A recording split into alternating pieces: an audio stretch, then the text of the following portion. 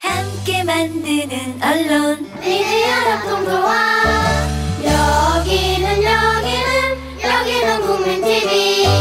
함께 만드는 언론 미디어 협동조합. 여기는 국민TV.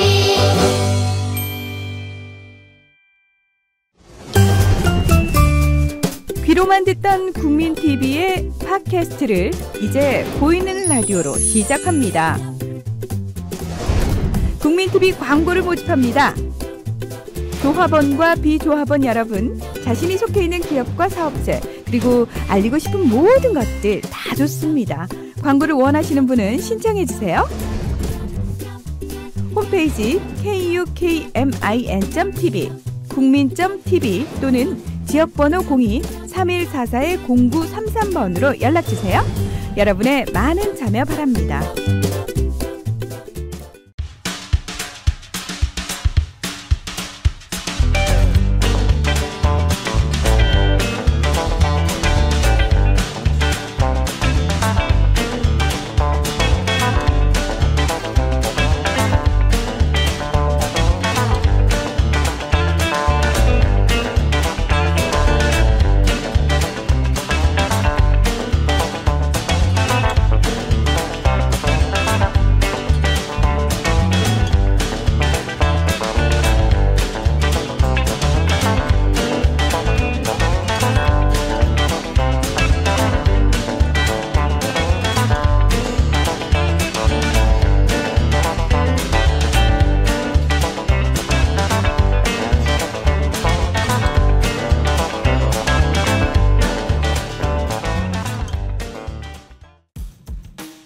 네, 시청자 여러분들 안녕하십니까? 그리고 청취자 여러분들 안녕하십니까?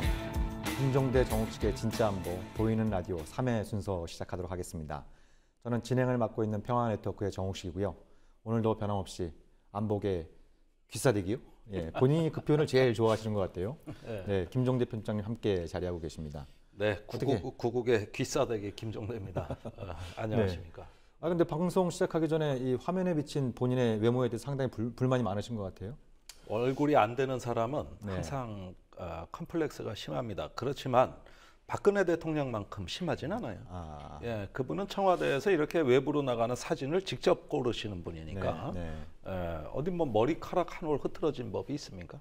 또 얼굴 부으면은 또 이렇게 의전도 조정하고 그런다고. 결국 그 박근혜 대통령 얘기를 하기 위해서 본인 외모에 대해서 불만을 말씀하신 거군요.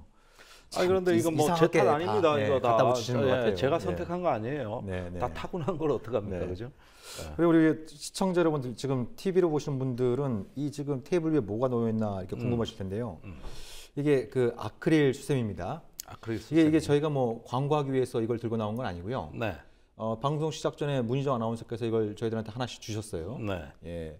그 사악한 마님이라고 이 국민TV 조합원이신데 지금 병상에 계심에도 불구하고 이 진짜 안보를 청취하고 또 시청하시면서 이 우리들한테 꼭 전했었으면 한다. 그래서 지금 이제 아크릴 수세미를 주셨어요.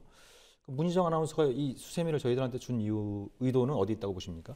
그러니까 양심의 때를 이 수세미로 박박 닦으라 이 얘기입니다. 집에서 설거지 안 하죠. 저는 자주 해요. 저 자주 하죠. 아, 그래요? 뭐 우리야 뭐 이제 조금 가정의 평화를 위해서 설거지는 기본이죠. 그리고 우리는 좀 포스가 가정에서 떨어진다고. 우리보다 센 포스가 집에 가면 있거든요. 그래서 우리는 발언권이 약한 얼마나 이거는 저기 원피스 모양이잖아요. 그죠? 저한테 잘 어울리는 수세미 같지 않아요? 이거 저기 세제 없이 닦아도 된답니다. 그래서 이게 한 달 후에는 이게 다 이 아크릴이 달아 없어질 정도로 우리가 설거지를 열심히 하겠다. 또 이런 말씀으로 그 사악한 마님께 감사의 뜻. 그리고 또 병상에 지금 계신다니까 하루 빨리 또 다리 털고 일어나셔가지고 또 그러니까 국민TV 나오면 이런 떡고물이 있다고. 이래서 좋아. 이게 항상 정의란 말이죠. 열심히 합시다 우리. 어떻게 그 지난 한 주 가장 좀 기억에 남는 이 일은 무엇이 있었을까요? 아니 외교안보 이렇게 큰 뉴스가 없었던 한 주도 드물었던 것 같아요. 별다른 뉴스가 없었어요. 뭐 고만고만한 거지 대한민국은 그냥 나라가 들썩들썩 할 만한 사건들이 외교안보에서 있어야 되는데 이렇게 얘기하니까 저도 좀 말하는 저도 이상합니다. 그런데 그 대신 국내 정치가 정말 걷잡을 수 없는 게이트의 블랙홀 속으로 빠져들고 있습니다. 뭐 일부 제 패친들께서는 어떻게 쥐를 잡는 덫을 놨는데 닭이 걸리냐 뭐 이런 식의 풍자도 하고 계십니다만은 그러나 하여간 제가 봐도 이상합니다. 어떻게 하다가 나라가 이렇게 됐을까? 이젠 우리가 대통령을 걱정해 줘야 될 처지예요. 임기 반도 안 지났어요. 그렇죠. 지금 반환점도 안 들어온 이런 반환점도 안 들어왔는데 마라톤 뛰다 반환점도 안 들어왔는데 벌써 지쳐서 저렇게 뻗어버리면 혹시 어떻게 될까? 대통령은 괜찮은데 국민들이 문제 아니야.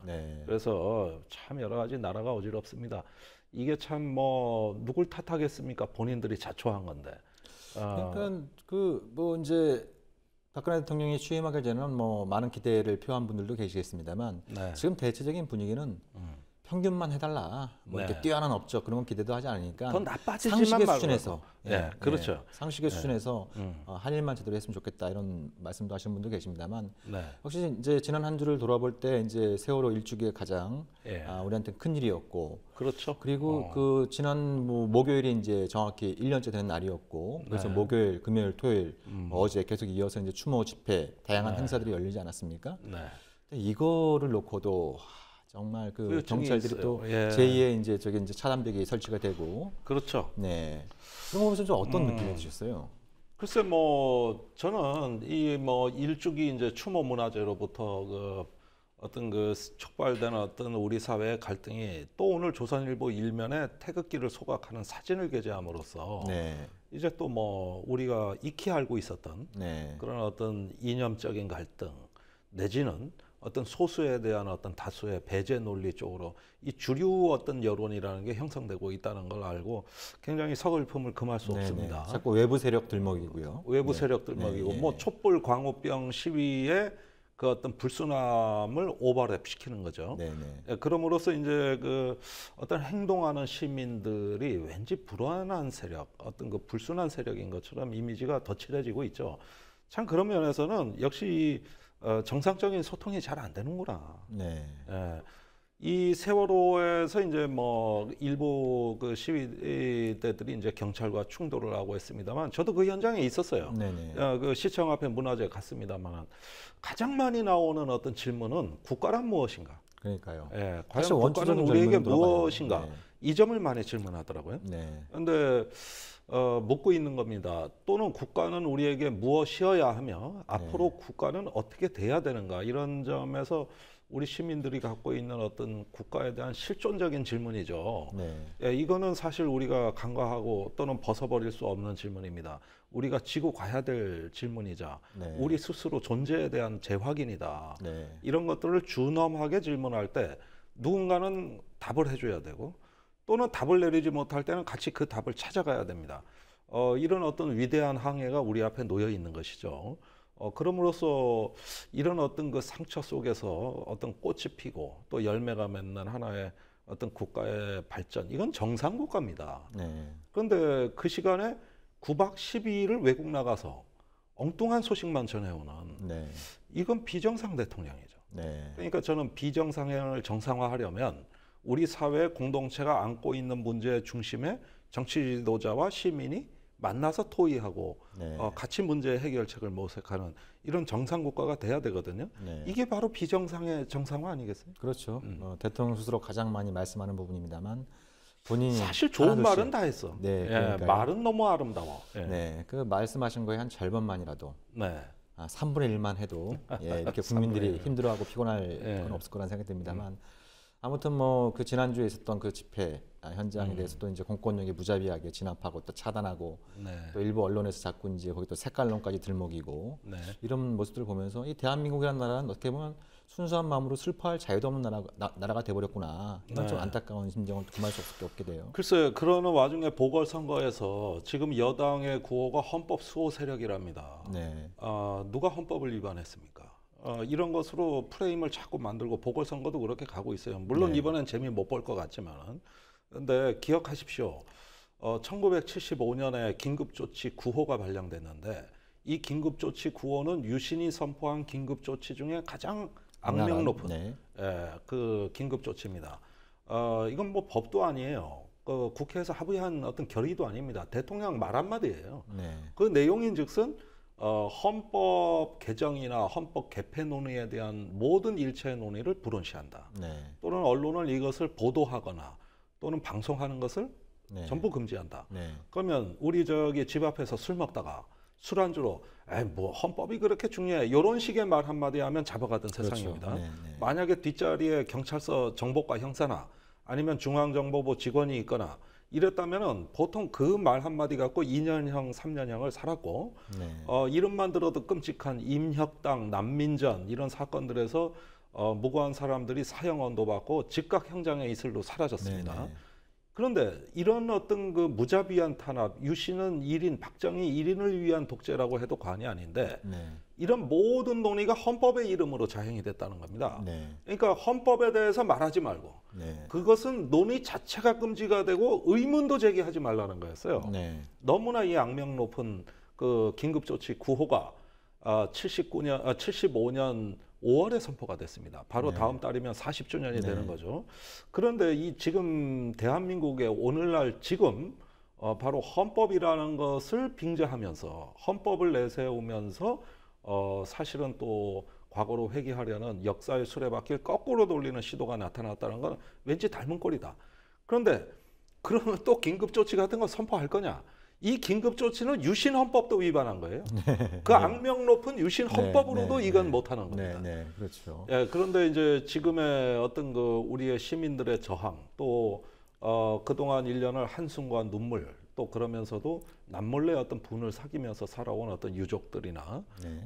여러 어떤 그 관계자들의 입장에서 보면은 사실은 보상금 얼마, 뭐 대학 특례 입학 어디 이런 것보다도 국가란 무엇인가를 우리에게 알려달라는 것이고 네. 그런 면에서 이 유족들이 국민들께 굉장히 미안해하고 있어요. 네, 그렇죠. 예, 우리가 네. 국민들한테 네. 더 가슴에 대못을 박아놓은 거 아니냐. 네. 오히려 송구하다는 얘기도 하십니다. 네. 그러나 물러설 수 없는 이유는 국가는 무엇인가에 대한 답변을 얻지 못했기 때문입니다. 네. 우리가 지금 듣고 있는 국가는 헌법과 애국가와 태극기로 상징되는 어떤 그 믿어야 되고 복종하는 국가입니다. 네. 그러나 사람이 죽었을 때 행동하는 국가, 우리의 정치 지도자가 우리 옆에서 같이 이 재난을 이겨내기 위해서 같이 어떤 그 연대를 할 수 있는 이런 연민과 연대, 공감의 어떤 그 대한민국 이런 인간 공동체로서의 국가는 없습니다. 네. 예, 이것이 어떤 추상적으로 주어진 우리에게 강요되는 국가와 실제 우리가 살아야 될 국가의 차이입니다. 네. 예, 그런 점에서 이 세월호는 하나의 어떤 우리한테 실존적 질문을 제기하고 있고 네. 앞으로 그 질문에 우리는 답을 어떤 식으로든 해야 합니다. 네, 그렇죠. 네, 그러니까 정부 여당에서는 헌법 수호 세력을 자처하고 있고 이번 선거에서도 뭐 그런 슬로건을 내걸고 있습니다만 2011년이었나요? 이제 광우병 촛불 집회 당시에 이제 이른바 그 명박산성이라고 하는 차단벽을 설치했던 것이 이 대한민국 헌법에서 보장하고 있는 집회와 결사의 자유를 침해하는 것이다. 네, 그건 위헌 판결이 난 상황이죠. 네. 근데 이번에 또 그게 등장했습니다. 네. 헌법 수호 세력을 자처할 것이 아니라 지금 있는 헌법이라도 제대로 지켜달라. 저는 그걸 보면서 좀 그런 생각이 뭐 들지 않을 수 없었던 것 같고요. 이런 허위와 기만의 어떤 그 하나의 어떤 도구마가 된 어떤 통치 이데올로기는 이 수세미로 싹싹 닦아줘야 돼. 예, 아주 깨끗이. 오늘 방송 소품으로 아주 적절한 거예요. 다음번에 빗자루 하나 갖다 놓으세요. 저기 그 아예 빗자루로 그냥 쓸면서 방송을 해버리.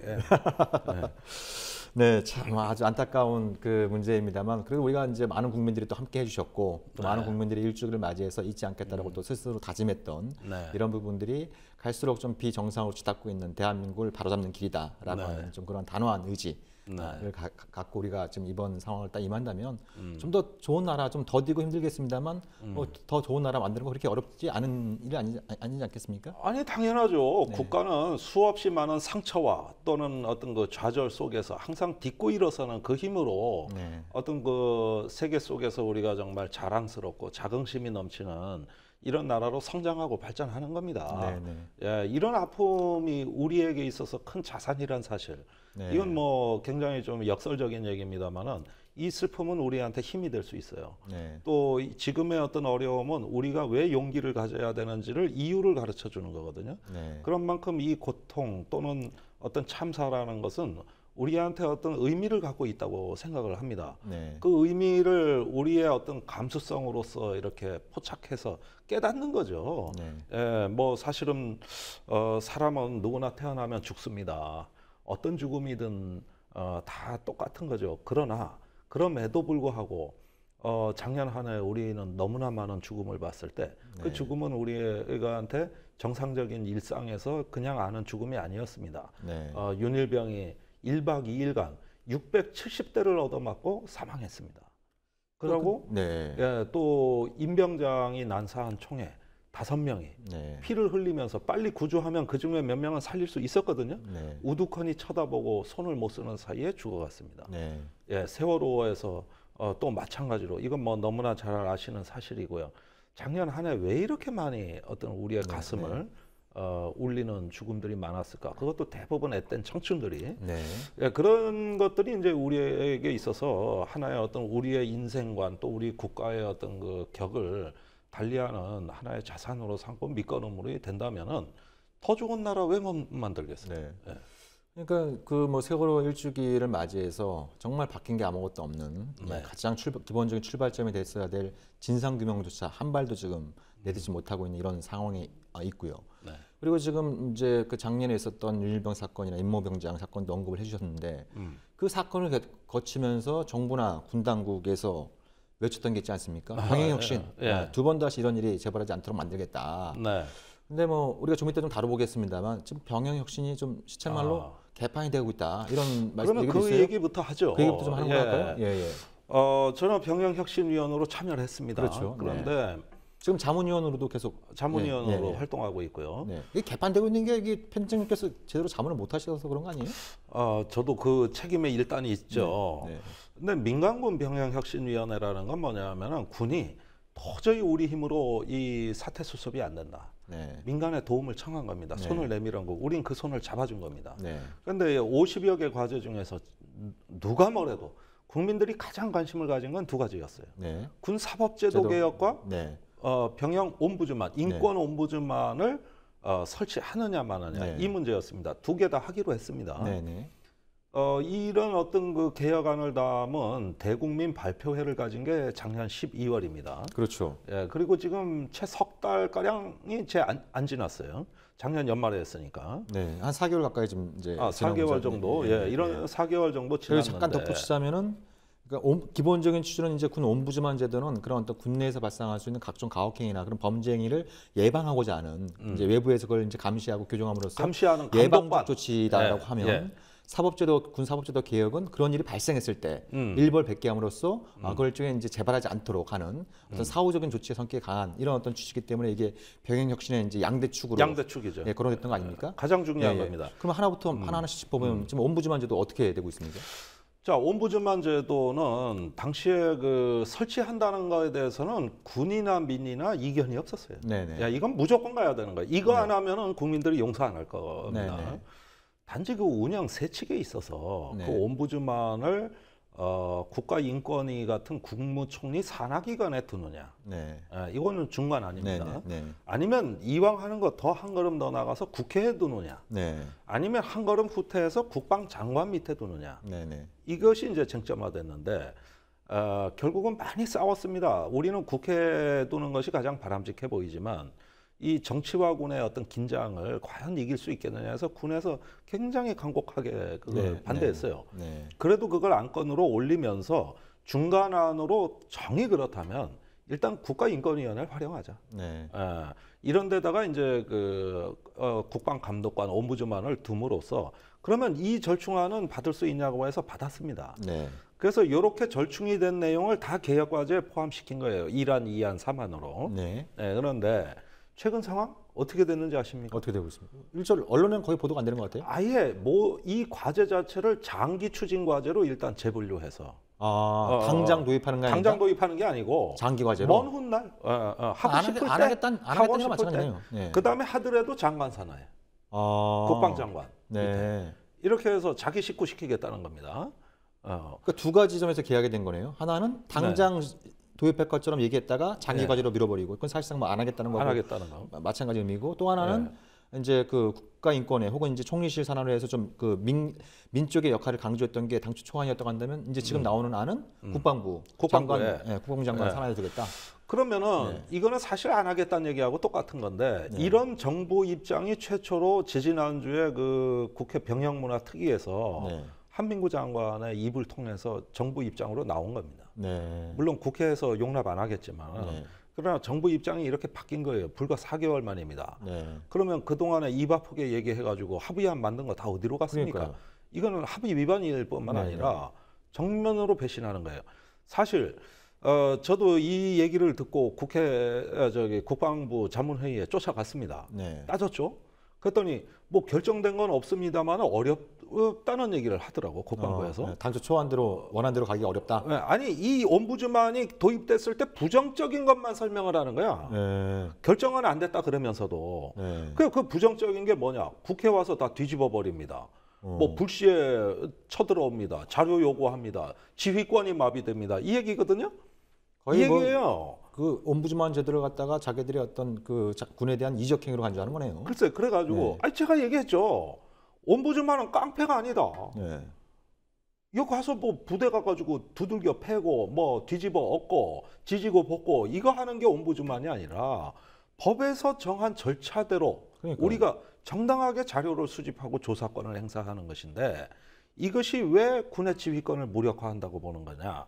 지금 실제로 군에서 무슨 사고가 터지면은 3부 합동조사, 5부 합동조사 해서 기무, 헌병, 뭐 감찰, 법무 다 들어갑니다. 네. 예, 그러면 가가지고 아주 부대 초토화시켜요. 네. 아주 그 부대 마비시켜버립니다. 네.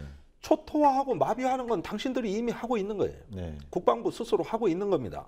그런데 이것을 민간의 일정 부분 지분을 내놔라 이거예요. 네. 우리 요구는 그겁니다. 네, 그렇죠. 그렇게 해서 전체적으로는 밸런스를 맞추면 되는 겁니다. 네. 민간이 직접 들여다보겠다는 그것만 빼면 나머지는 다른 조사 기능을 좀 죽여도 되는 겁니다. 네. 자, 그렇게 해서 가면 되는 것이지. 옴부즈만이 깡패냐? 그다음에 군이 이걸 하고 싶고 말고 싶고 이걸 지들이 결정해서 하겠다는데 자기가 하고 싶다고 하고 하기 싫다고 못하는 거 아닙니다. 네. 이건 국민의 명령이자 지침이에요. 그렇죠. 네네. 우리가 대국민 보고를 한 겁니다. 네. 그러면은 시민이 어떤 그 자기의 어떤 그 세금을 내서 군대를 양성했으면은 네. 이 군대 주권은 지휘권이 아니라 시민 주권이고 네. 그 시민 주권의 자기 표현이 옴부즈맨이다. 네. 그런데 당신들 마음대로 하고 싶고 말고 싶고 문제가 아니다. 네. 네. 그런데 무슨 정부 입장이 이렇게 뭐 자고 일어나면은 뭐 석 달 만에 보면 뭐 듣지도 보지도 못한 게 나온다 그러면은 이건 일차적으로 국민들의 어떤 그 신뢰를 당신들이 지금부터는 어떤 불신을 자초하는 것이 된다. 자, 이렇게 한번 보자고요. 군이 손을 내밀어 민간이 그 손을 잡아주는 이런 어떤 관계 속에서 군이 바뀌는 겁니다. 이게 선진화되는 거고 국가의 격이 달라지는 겁니다. 네. 세상에 이런 거 하나 없는 나라가 어떤 군에서 어떤 모든 사고가 일어나면은 군 내부에서 궁시렁궁시렁 하면서 자기들끼리 다 처리하고 그 중에서 일부 내용이 조작은폐되거나 축소되면 네. 어떻게 되느냐? 그 책임을 면하려면 그 지휘관이나 관계관들이 자기 선의를 다 입증해야 됩니다. 네네. 왜? 들여다보지 못하니까 자기들이 그렇죠. 입증해야 될 거 네, 아닙니까? 네, 네. 그러나 같이 들여다봐주고 같이 손을 잡는다는 것은 옆에서 그런 것들을 봐주는 또 민간 세력에게 자신의 어떤 입장을 설명할 수 있으면은 그만큼 책임이 분담이 되면서 본인들이 다 선의를 입증하지 않아도 되는 거예요. 네네. 이건 외부의 공정한 관점, 네, 시각이 하나만 있으면 되는 겁니다. 근데 이걸 안 하겠다? 이거는 군대를 어떤 더 폐쇄적으로 그 하나의 감옥처럼 운영하고 외부 세력을 허용하지 않는 전근대적이고 지금까지 군대의 어떤 전통적인 폐쇄성을 그대로 이어가는 이게 깨지면 군대가 와해된다고 보는 네. 그런 고루한 인식의 산물인 거죠. 네. 이거 참 사람 환장할 네, 노릇이에요, 네. 이거. 예. 아니 이게 사실 뭐 민관군 병역문화혁신위원회가 그 윤일병 사건 나고 그랬을 때 온 국민이 충격에 빠졌을 때 박근혜 대통령이 직접 청와대 회의에서 지지해서 만들어진 결과가 그 병역문화혁신위원회 아닙니까? 근데 벌써 청와대까지도 생각이 바뀌었어. 청와대조차도 예, 군이 저렇게 뭐 마음대로 일벌 떠들나요? 100개다 네, 뭐 그러면서 이제 박근혜 아니 그런데 대통령이 박근혜 대통령이 한 말 중에 수사를- 뭐 자기가 한 말 중에 제대로 된 게 뭐 있습니까?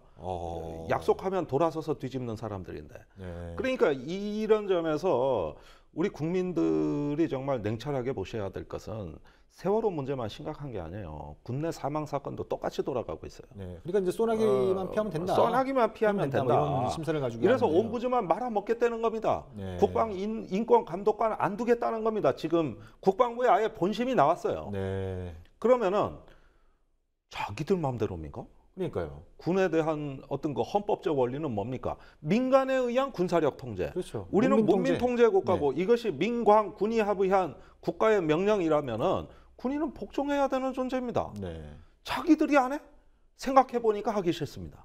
그러니까 국가의 이거예요, 정책 이게, 결정까지 지휘권을 행사하겠다는 거네요. 그거죠. 네, 군이 이제 정말 정작 지휘권을 행사해야 될 부분을 갖다 다른 나라한테 넘겨주거나, 아니면 현장에서 제대로 지휘권 행사가 안 돼서 막 아군한테 총질하는 일이 막 다반사로 발생하고 있는데, 지금 민간군이 같이 3자가 모여갖고 한 4개월 가까이 토론해서 합의한 결과조차도 이건 뭐 그 합의도 많이 우리가 군에 양보해준 합의예요. 그래서 그때 사실은 욕 많이 먹었잖아요. 평양문화특위에서 나와가지고도 사실은 좀 겁났어요. 이거 시민단체 요구에 못 미치는데. 그러니까요. 그래서 제가 사정 설명했죠. 판은 깨지 맙시다. 네. 한 걸음씩 양보해서 일단 여기까지 타협하면 안 하는 것보단 낫습니다. 또 우리가 기회를 봐야죠. 국가보안법 옛날에 폐지하자 그럴 때 절충안도 나오고 지금에 와서 박근혜 정부 돼 보니까 그때 국가보안법 7조만 없애자고 할 때 그 요구라도 들어줄 걸. 완전히 폐지 안 해도. 왜? 지금 정부 오니까 그 7조에 그렇죠. 그냥 신은미 씨 같은 사건 보십시오. 이런 거 보면은 부분적인 성과라도 내는 게 옳았지 이런 생각도 들지 않습니다. 그러니까 아쉽잖아요. 그 생각을 한 거예요. 그러다 보면 가장 핵심적인 것만 우리가 얻어낸다면 국무총리실에 설치하더라도 추천권을 우리가 행사한다든지 그때 정치가 개입한다든지 하면 다른 보완 조치가 있으니까 관할권은 양보를 하자. 그러나 인권 감독관 이것만큼은 꼭 가자.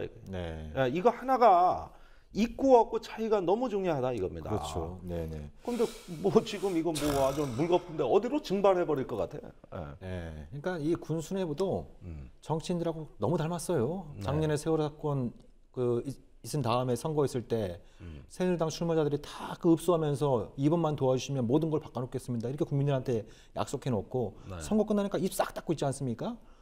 군 지휘관도 국방장관부터 시작해서 정말 이 각종 잇따르고 있는 국내 이 폭행 사건들, 사망 사건 이런 거 보면서 이 국민들한테 약속했던 게 병행 혁신이었는데 이제 뭐 소나기 지나갔으니까 이제 다시 이제 본심대로 나오는 거예요. 그런데 소나기 또 안 옵니까? 그러니까 그게 오지 말라고 해서 막는 거잖아요. 이 사람들 보면은 어떨 때 보면 알고도 저러는 건지 모르고 저러는 건지 모르겠는데 아니 무슨 새대가리 닭대가리도 아니고 어떻게 그래 불과 3개월 전에 했던 말을 잊어버립니까? 그러니까요. 아니 딴 건 몰라도 이거 진짜 해도 너무하는 거 아니야? 이거 진짜?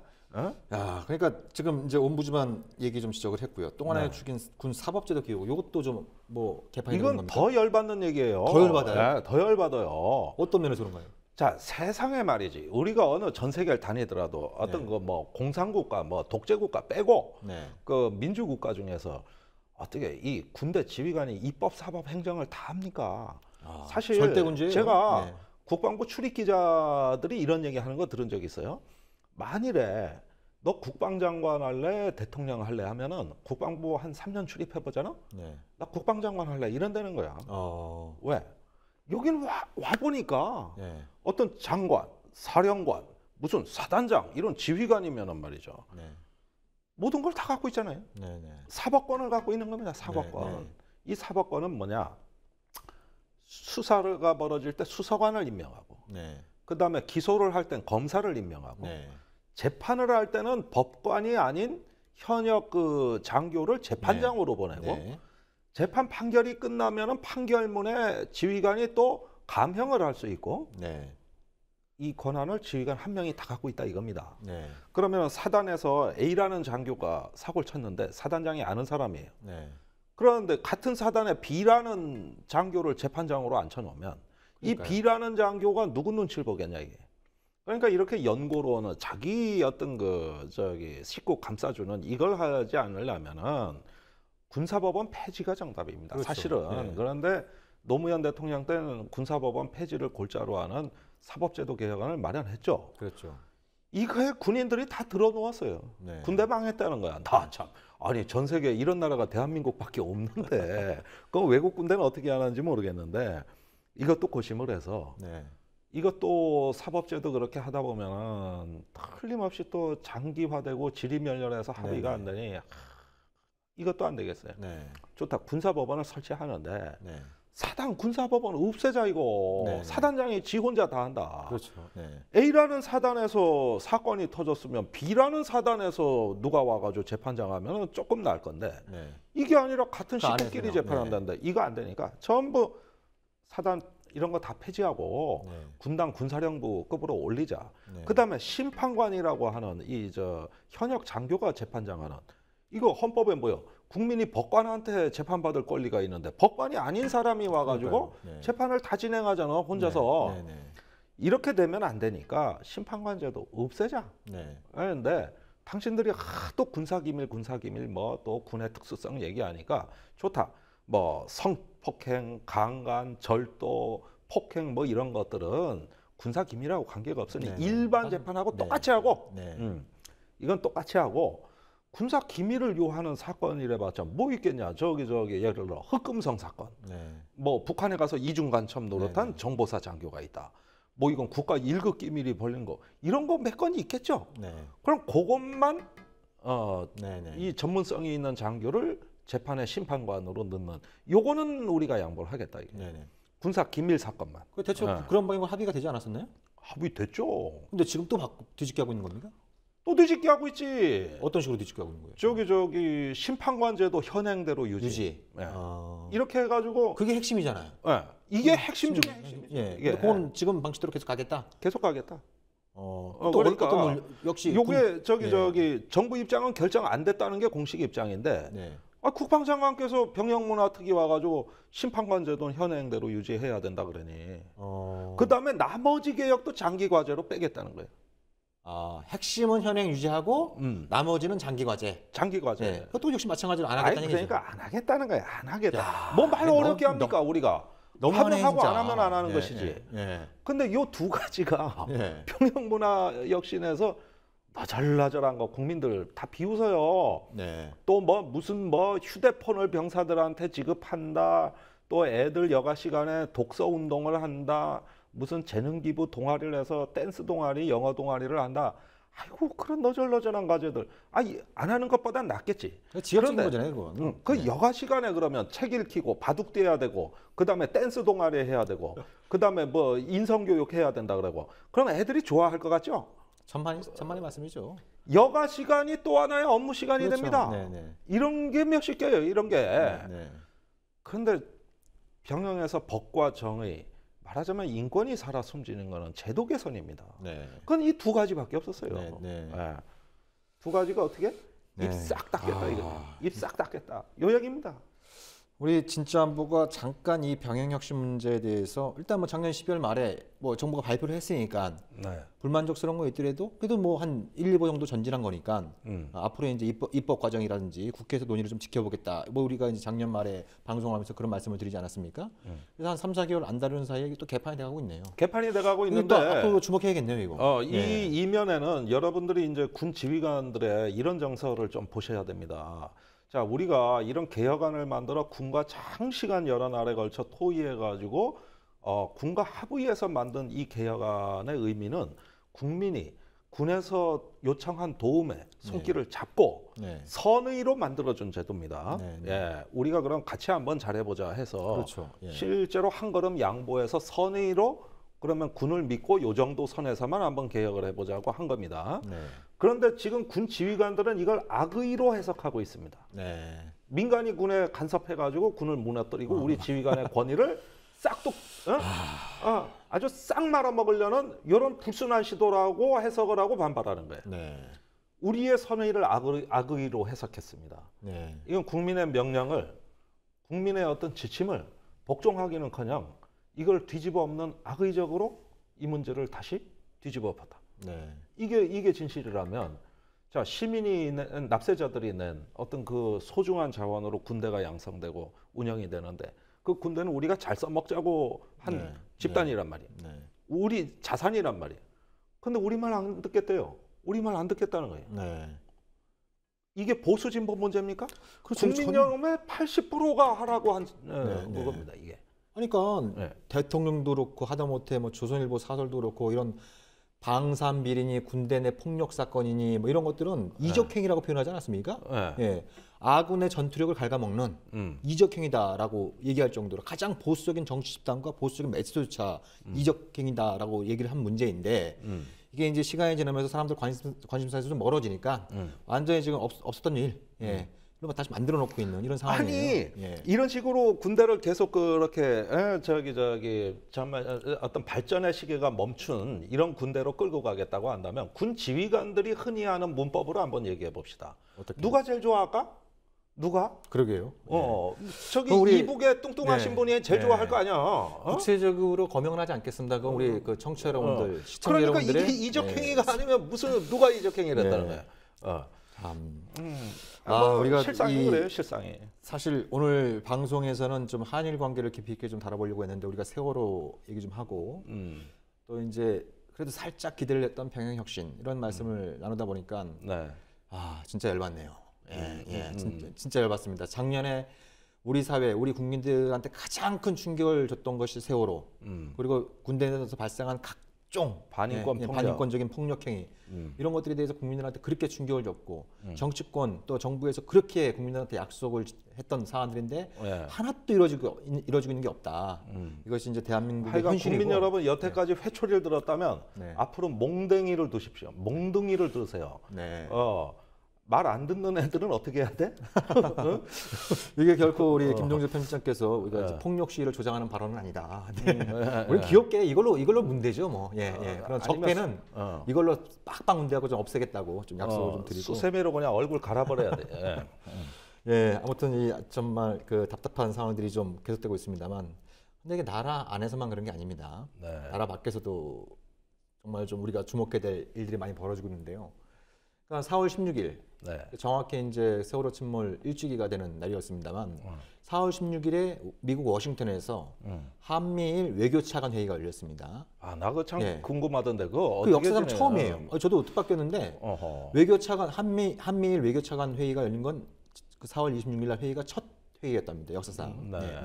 그리고 외교차관 회의가 끝나니까 한미일 고위 국방회담 3자 DTT라고 부르는 이제 국방 회의가 열렸죠. 바로 이제 이어서. 그래서 지난주에 워싱턴에선 이 한미일 3자 관계가 굉장히 뜨거운 그런 어떤 문제였는데 국내에선 별로 보도가 안 된 것 같아요. 글쎄 저도 그게 좀 이상했는데 그러면 실상에 우리가 눈여겨볼 대목이 좀 있었던 거 아닙니까? 조금 놓치고 있었다는 느낌이 드는데. 그러니까 저는 개인적으로 가장 주목했던 거는 그 이제 한미일 외교차관 회의에서 일본 대표로 참가한 사이키 아키타가라고 하는 그 외무차관이 있습니다. 외무차관이 그 한일 역사 문제에 대한 질문을 받으니까 그렇게 얘기를 했습니다. 제가 이건 좀 읽어드릴게요. 뭐라고 답변했냐면 한국과 일본은 지난 50년간의 역사를 주시하는 게 대단히 중요하다. 50년간의 역사. 70년은 아니고. 뭐 100년간의 역사도 아니고 50년간의 50년만 잘라서. 그리고 50년간의 역사는 매우 긍정적이었다. 지난 50년간의 역사는 매우 긍정적이었고. 그러니까 그건 한일 협정 1963년에 한일 수교 협정이 65년, 체결된 65년에 한일 협정이 그 체결된 이후만 보자 이거예요. 그러면서 그 50년의 역사가 굉장히 긍정적이었는데 그 이전의 역사까지 우리가 문제를 해결하기 위해서는 뭡니까? 일본도 노력해야 될 것이 있지만 한국도 지난 50년간의 성공적인 한일 관계사를 긍정적으로 평가하고 이거에 대해서 성의 있는 노력을 해야 된다. 이렇게 얘기를 했습니다. 자, 약간 듣기가 거시기하네. 그런데 그러니까 일본의 그 고위 관료가 공식적인 기자회견 자리에서 그것도 한국의 외교차관이 옆에 있는데 역사 문제에 대한 질문을 받으면 보통 일본은 뭐 식민 지배에 대해서 반성을 하고 이거에 대해서 일본 정부는 계속 이 문제를 해결하도록 노력하겠습니다. 이게 보통 어떻게 보면 굉장히 그 상투적인 답변일 수 있는데 오히려 적반하장격으로 야 한국 너희들이 경제적으로 성장한 힘이 어디서 나왔는데? 일본이 도와줘서 그런 거 아니냐. 한일협정 당시에 뭐 배상금 형태라든지 그 유상 차관 형태로 또 당시에 또 박정희 정권이 일본 기업으로부터 뒷돈도 많이 받지 않았습니까? 뭐 김종필 오히라 회담이죠. 그런 방식을 통해서 그러니까 일본이 준 돈으로 일본이 이전해 준 기술로 일본이 제공한 공적 그 이제 ODA라고 부르는 그런 것들을 통해서 한국의 경제 성장을 할 수 있었는데 그런 과거사는 송두리째 무시하고 왜 식민지배 역사만 물고 늘어지느냐 이런 식의 얘기인 거거든요. 네. 네네. 이거 좀 어떤 느낌이 좀 드셨어요? 이런 얘기 들으면. 뭔 말을 하겠습니까? 말이 안 나오네. 그러니까 공개적인 자리에서 일본 외교차관이 이런 발언을 한다는 것 자체가 굉장히 놀랍습니다. 그러니까 네. 일본 내에서 이제 오래전부터 이제 민간 학자들이나 사석에서 그런 얘기를 할 수 있는 거죠. 자기들 어차피 역사는 자기 중심적으로 해석하는 경향이 있으니까. 네. 뭐 우리가 과거에 한국한테 불행한 일도 했지만 너희들이 65년도 이후에 경제 성장을 할 수 있었던 거는 뭐 한일협정 이후로 일본이 한국 경제 성장에 기여를 한 것도 인정해 달라. 뭐 이렇게 주장하는 학자들이 있었습니다. 네. 예. 근데 공식적인 기자회견 자리에서 한국 고위 외교관리가 옆에 있는데 대놓고 이런 얘기를 한 건 제가 보기엔 대단히 이례적인 거고 이거는 아베 신조 정권이 역사 문제에 대해서 이제 역공을 취하고 나오겠다. 이런 메시지를 읽힌다는 거죠. 그러니까 어떤 발전주의 식민사관에 따르면 이게 그 한국이라는 게 어떤 식민지냐 피식민지냐 하는 어떤 그런 역사적 사실보다도 얼마나 발전했는가를 갖고 주로 따지는 경향이 있단 말이죠. 일제시대 때 철도도로 누가 깔아줬냐. 그런 식으로 또 한반도에 발전소 누가 져줬냐. 이런 것들. 그다음에 이번에 이 얘기는 뭐냐면은 한일 이제 수교 협정이 있던 1965년 이후에 차관 누가 빌려줬느냐. 그다음에 일본이 경제 성장한 떡고물을 한국은 수혜자가 아니냐. 이렇게 해가지고 어떤 하나의 경제적인 어떤 팩트 몇 가지를 가지고 발전주의적으로 해석을 합니다. 이게 바로 이제 그동안에 오랫동안 우리를 괴롭혔던 식민사관의 실체라고 할 수 있는 것이고. 연장선상에 있는 거죠. 예, 그다음에 미국의 로스토우라는 한때 재무장관도 했고 이 양반이 이제 저개국 발전론이라는 이론을 냈는데 거기에서 어떤 산업화 단계를 쭉 설정하거든요. 그러니까 1단계에서 2단계, 3단계, 4단계까지 돼 있는데 이런 단계를 쉬프트, 즉 도약하는 것을 그 나라의 어떤 발전이라고 봤던 겁니다. 이것이 이제 어떻게 보면은 강대국 또는 제국주의 또는 팽창국가가 약소국에 접근하는 것을 정당화시켜주는 논거로 상당히 오래 쓰였던 어떤 주류 학자들의 그 사상이었고 한국으로 이것이 수입되는 순간 이것이 식민사관이 된 거죠. 그렇죠. 이른바 이제 식민지 근대화론 이런 것들이 있었는데, 근데 이제 최근에 일본 얘기는 아까 말씀드린 것처럼 전후에 한국 경제가 발전하는 데서 일본이 크게 기여했고 그거를 한국이 인정을 해야 된다. 이런 얘기들이 이제 나오고 있는 상황인데요. 근데 사실 전범 국가가 이런 부분들이 객관적으로 뭐 설사 있다손 치더라도 전범 국가가 이런 말을 갖다가 얘기를 하면서 자기 막 자화자찬하는 건 사실 굉장히 좀 도덕적으로 좀 문제가 있는 측면이 있는 거고요. 또 객관적으로 볼 때 그게 또 사실이냐?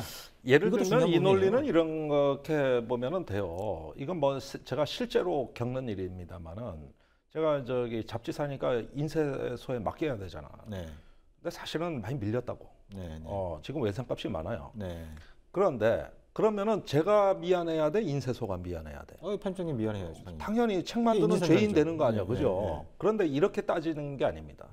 그러니까 준 돈도 있을 거 아니야. 못 준 돈도 있지만. 그러니까 당신 인쇄소 누구 때문에 먹고 사냐 이런 거 아니에요. 인쇄소에 그러는 거예요. 아니 나 때문에 당신도 덕분 거 있잖아. 기계 안 멈추고 인쇄 기계 안 멈추고 돌릴 수 있는 거 누구 덕분이냐. 이런 식으로 하는 거 아니겠어요. 못 준 돈이 있다고 자꾸 그러는데 아니 그나마 그래도 나한테서 좀 받아간 돈 있잖아. 이 얘기 했다면 어떻게 될까? 귀싸대기 맞아요. 귀싸대기. 싸대기 맞아도 그쪽에서 밤잠 안 자고 성실하게 인쇄기 돌려 찍어가지고 제 날짜에 납품해 줬더니 딱 가져갔는데 뭐 나 때문에 다 먹고 사는구만 이런데 외상값 주지도 않는 놈이 이런 식으로 얘기하면 어떻게 될까? 나 앞으로 인쇄 안 해. 이래버리면 끝인 거야. 그러면은 이게 입장이 뒤바뀌는 겁니다. 그러니까 우리가 일본한테 당한 어떤 피해라는 것은 자꾸 경제를 가지고 얘기를 하는데 그것도 따져볼 영역이 많지만은 사실은 국가의 어떤 존립이라는 건 영토 국민 주권이에요. 이 세 가지를 국채라고 하는 겁니다. 이것이 국가의 3대 요소인 겁니다. 이 세 가지가 유린당했다는 거예요. 자, 이것이 바로 식민지고 그 다음에 경제적인 어떤 상호 의존 관계가 있었다 그러면 누구는 일방적으로 덕보고 누구는 일방적으로 손해봤다는 게 성립되지가 않습니다. 그러니까 객관적인 어떤 통계 수치를 봐도요. 지난 50년 동안 한일협정 이후 50년 동안 일본이 대한 무역 흑자, 일본이 우리한테 벌어간 무역 흑자가 5천억 달러입니다. 5천억 달러. 5천억 달러. 얼마요? 우리 돈으로 500조. 500조이 넘죠. 500조가 넘는 넘죠. 예, 예. 그러니까 우리는 일본하고 장사해서 이익 본 게 사실은 별로 없죠. 그러니까 일본이 저번 국가였고 정말 일본 국민들이 먹고 살기조차 힘들었던 그런 경제 상황에서 탈피할 수 있었던 게 한국 전쟁이지 않았습니까? 네. 한국 전쟁의 최대 수혜자는 일본이었단 말이죠. 예. 그걸 일본에서는 천우라 그랬는데 그렇죠. 하늘이 내려준 기회라고 했는데 한국 전쟁이 발발하는 바람에 일본은 몇 가지 중요한 문제를 해결했어요. 네네. 첫째는 메가도로부터 국권을 제한당하면서 군의 재무장을 굉장히 제한당했던 이 족쇄가 풀어집니다. 네. 두 번째는 일본의 경제의 메가더 정책, 점령군 사령관으로서 메가더 정책은 일본의 전전 이전에 저 필리핀이나 어디 침략할 도저히 능력이 없는 나라 이하 수준으로 경제력을 묶어두겠다는 거였어요. 그러니까 그때 당시에 메가더가 했던 얘기는 일본 국민들이 간신히 먹고 살 정도의 경제력, 간신히 먹고 살 정도의 경제력, 이 정도를 생산에 대한 유지하겠다고 투자 못하는 거야. 그냥 기근에만 들리지 않고 연명만 그렇죠. 하라는 거였습니다. 이 정책이 한국 전쟁으로 인해서 180도 바뀝니다. 한국 전쟁 없었으면은 일본이 저렇게 어떤 다시 재도약할 수 있는 경제 대국이 될 기회는 적어도 20년 이상. 30년 이상 뒤로 미뤄졌을 거예요. 그러면 오늘날에 아마 필리핀이나 인도네시아 수준 정도 됐을 걸로 보여집니다. 자, 그렇게 돼도 싼 나라예요, 사실은. 그렇게 돼도 지 업보라고. 자기 업보인데 거꾸로 됐습니다. 불과 2차 대전 종전 5년 만에 바뀐 거예요, 이게. 한국 전쟁으로 인해서. 자, 이래가지고 미국으로부터 엄청난 군사 원조, 경제 원조 다 받아 먹었어요. 자, 이렇게 해서 된 겁니다. 그래서 우리는 전쟁하는 사이에 그들은 경제를 재건해가지고 우리보다 앞선 경제력으로 우리한테 많은 자본재를 팔아먹었던 거죠. 그 자본재 없이는 한국은 경제가 산업화가 안 되니까 우리는 어쩔 수 없이 그거를 가서 무역 역조를 감수하고 사와야 됐던 겁니다. 이런 면에서 한일 관계는 매우 불편한 진실로 상호 의존하고 있는 경제적 상호 의존 국가니까 여기서 누가 손해받네, 누가 이익받네, 누구 덕분이다 이런 얘기를 외교적으로 하는 건 매우 적절치 못한 거예요. 그럼 마찬가지로 우리나라도 마찬가지입니다. 우리나라 산업화 시대는 베트남 전쟁의 특수로 인해서 우리가 사실은 경제에 도움받은 건 사실이에요. 그런데 그 베트남의 사람들이 우리한테 우리가 전쟁 나가지고 니들이 특수 누리고 한국이 산업화됐잖아. 이런 식으로 만약에 우리한테 얘기한다면 우리 관계 괜찮은 얘기죠. 그러면 우리도 일본한테 그렇게 얘기할까? 우리도 그다음에 베트남한테 그런 얘기 듣고 그러니까 이게 국가 관계는 말이죠. 이게 복잡하게 실타래처럼 얽히고 설킨 것을 그 무수한 매듭이 되어 있는 이 복잡한 미로 같은 국제 관계를 어떤 이런 식으로 갑과 을 관계처럼 표기한다는 건 국제 정치 외교의 어떤 현장에서는 금기시된 거거든요. 그런데 이런 말이 나왔다는 거는 그 배경에 어떤 사고겠냐 이게. 그렇죠. 그러니까 지금 중요한 말씀이에요. 그러니까 사석도 아니고 민간학자도 아니고 외교부 고위관료가 공식적인 자리에서 한국 고위외교관이 옆에 있는데 이런 발언을 했다라고 하는 부분, 그 발언을 한 것도 굉장히 좀 놀랍고 우리한테 충격적인 부분이 있습니다만 이거에 대해서 당시 그 이회에 참가했던 그 조태용 외교부 차관은 현장에서 제대로 반박도 안 했습니다. 그냥 넘어가서. 오히려 이제 박근혜 정부의 입장은 한일 관계에 대한 박근혜 정부의 입장은 역사 문제에 대해서는 지속적으로 원칙적인 입장을 견지하겠다. 그러나 동시에 양국에게 이익이 되는 부분들, 안보 협력, 군사 협력 이런 부분에서는 계속 협력을 증진하겠다 이렇게 얘기를 한 거거든요. 그러니까 옆에 이제 세 사람이 나란히 서 있지 않았겠습니까? 일본 외교차관, 한국 외교차관, 그다음에 이제 그 미국 국방부의 블링컨 부장관, 블링컨 부장관이 흐뭇한 표정으로 한마디 딱 하죠. 그러니까 이거 봐라. 한일 간의 이번 토의를 통해서 한미일 3자 외교차관 회의를 통해서 양국이 직면해왔던 과거사 문제, 현재의 정치보다 미래의 이익이 훨씬 더 크다고 하는 점에 대해서 합의를 봤다. 이렇게 얘기를 하고 포린 팔럿이라고 하는 미국 그 외교 전문 잡지에는 조태용 차관이 한 발언을 두고 뭐라고 얘기했냐면 베리 나이스. 이제 한일 관계의 이 서먹서먹해진 분위기가 비로소 이제 해결되기 시작했다. 베리 나이스라는 표현을 쓰면서 아주 훌륭했다. 전형적인 미국 시각으로 이렇게 평가를 하고 있는 거거든요. 그러니까 이런 어떤 그 역사 문제에 대해서 일본이 반성은 고사하고 적반하장격으로 한국 너희들이 지금 잘 먹고 잘 살게 된 건 우리 덕분이다. 이런 식으로 뭐 갑행사를 하려고 하는 이것도 굉장히 열받는 문제이지만 동시에 우리가 또 빼놓을 수 없는 문제가 그러면 그런 과거를 덮고 가자는 미래가 도대체 어디냐. 이 문제가 또 중요한 문제잖아요. 네. 근데 이 부분 관련해서 중요한 부분은 그 이제 미국의 그 블링컨 국무부 장관이 한 얘기는 중국 얘기도 했다. 이제 대놓고 얘기합니다. 중국이 그 남중국해, 동중국해 여기서 벌이고 있는 여러 가지 그 불법적인 행동에 대해서도 한미일 3자가 논의했다. 이렇게 얘기를 하고 있는 상황이거든요. 네. 예. 그러니까 사실 과거에는 이런 얘기를 공식적인 자리에서 하기 힘들었잖아요. 아니 그러니까 이 자꾸 역사 문제다, 과거 문제다 이렇게 표현을 하니까 네. 사람들이 그거는 잊어야 하는 문제 또는 네. 우리가 초월하거나 극복해야 될 문제로 자꾸 인식하는 경향이 있습니다. 네. 그런 효과를 노리는 거죠. 예. 그런데 그 역사의 문제는 현재 정치화되고 있는 문제고 이게 결코 그 지나간 과거의 문제가 아니라는 겁니다. 왜? 네.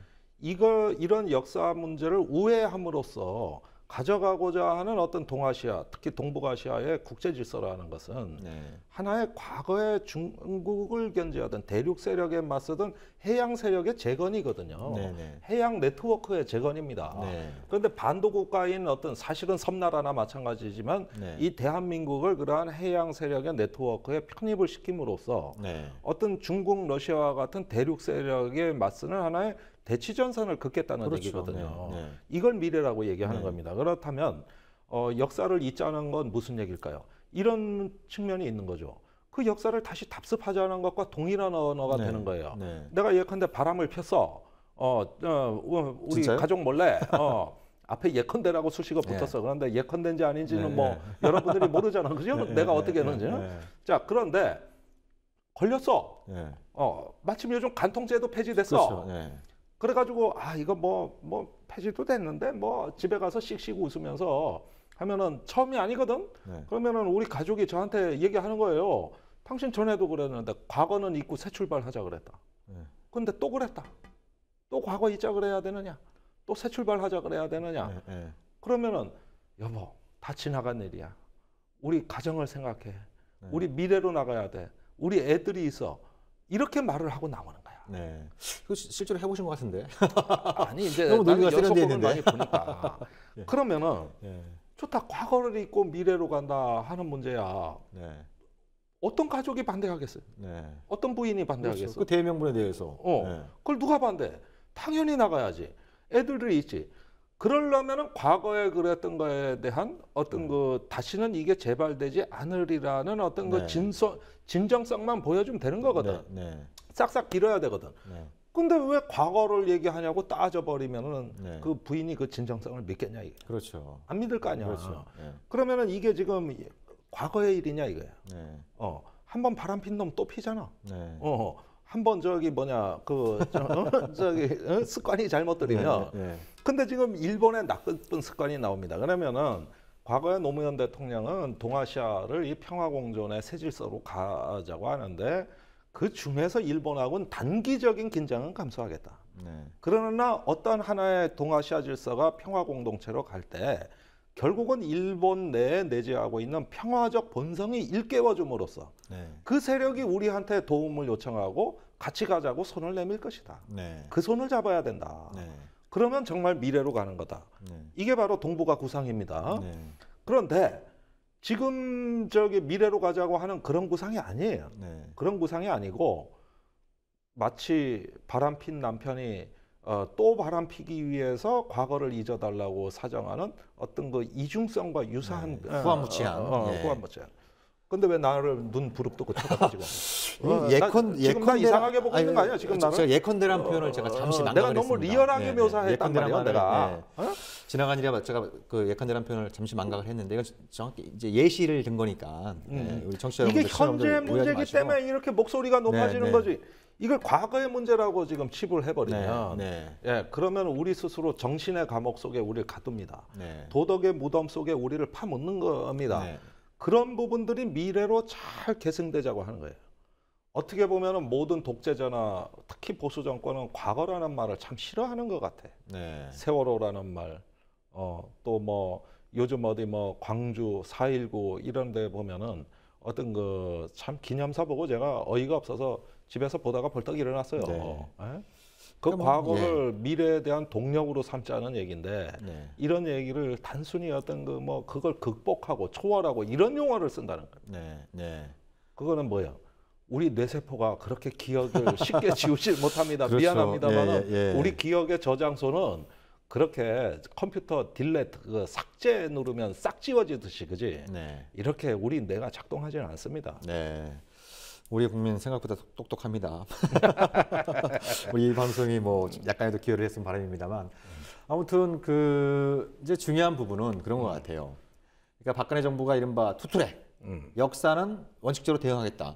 그런데 아베 신조 정권의 역사 인식이 긍정적으로 바뀌고 있다라고 하는 건 전혀 나타나고 있지 않아요. 오히려 경제 기여론을 가지고 좀 역공을 취하고 있는 긍정적인 건 커녕 뭐 아주 오히려 그냥 후퇴하고 있는 상황이고 아주 또 하나의 똑같이 다 트랙은, 가져와 예, 아주 예. 부부도 이제 중요한 부분은 어찌됐든 아베 신조가 그리는 일본의 미래란 전쟁할 수 있는 나라, 예? 적극적 평화주의다라고 하는 아주 그럴싸한 크게 이름 적극적 주고 평화를 전쟁할 수 있는 나라로 만들겠다라고 하는 이런 어떤 생각을 갖고 있는 상황인데 이거에 대해서 제대로 문제 제기는 고사하고 일본이 그런 방향으로 가고 미국도 그런 방향으로 가고 한국이 그런 미일 동맹에 손을 잡고 이게 마치 미래의 이익인 것처럼 박근혜 정부가 또 이제 행동을 취하고 있는 착각입니다. 이런 모습도 대단히 좀 착각이고 위험한 퇴행입니다. 네. 값비싼 대가 치를 겁니다. 네네.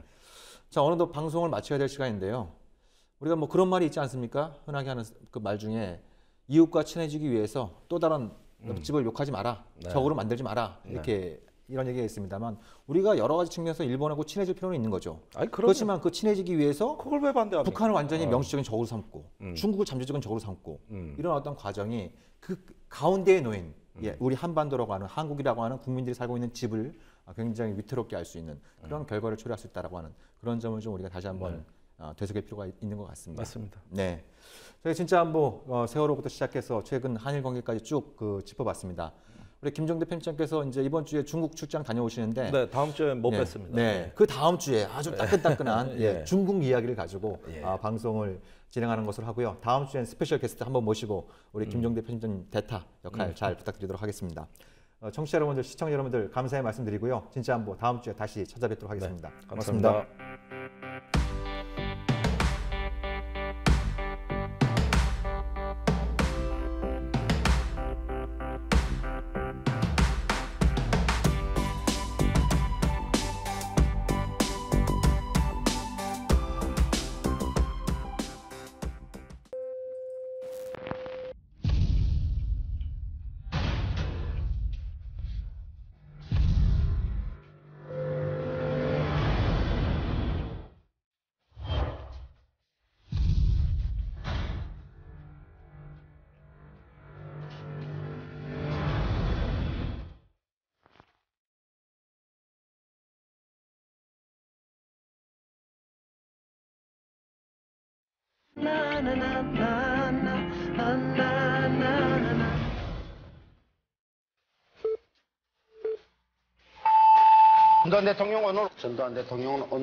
전두환 대통령은 오늘 민정당 창당 기념 박근혜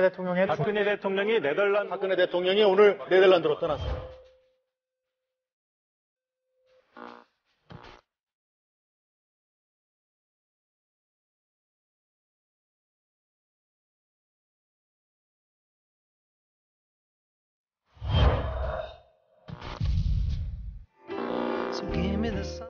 신선한 원두, 향긋한 커피가 있는 여기는 미디어 협동조합 국민카페 온에어. 국민 모두 함께하는 공간, 국민TV 그리고 국민카페. 달콤한 커피에 사랑과 정성을 듬뿍 담아드립니다.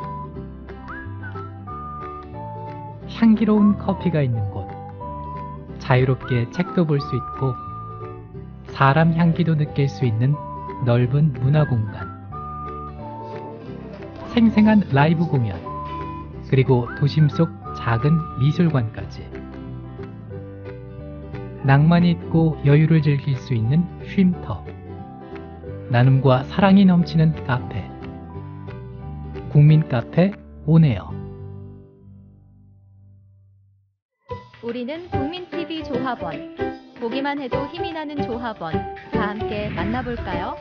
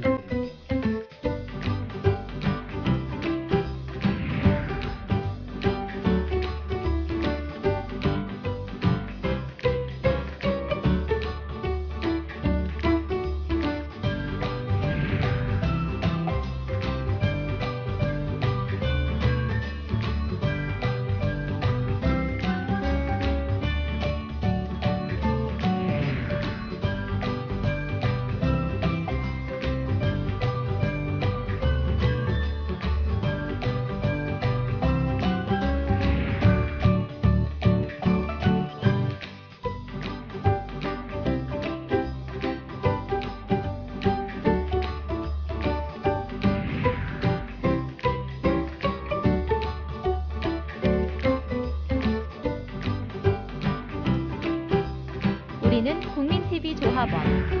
여러분도 주인공이 되어보세요.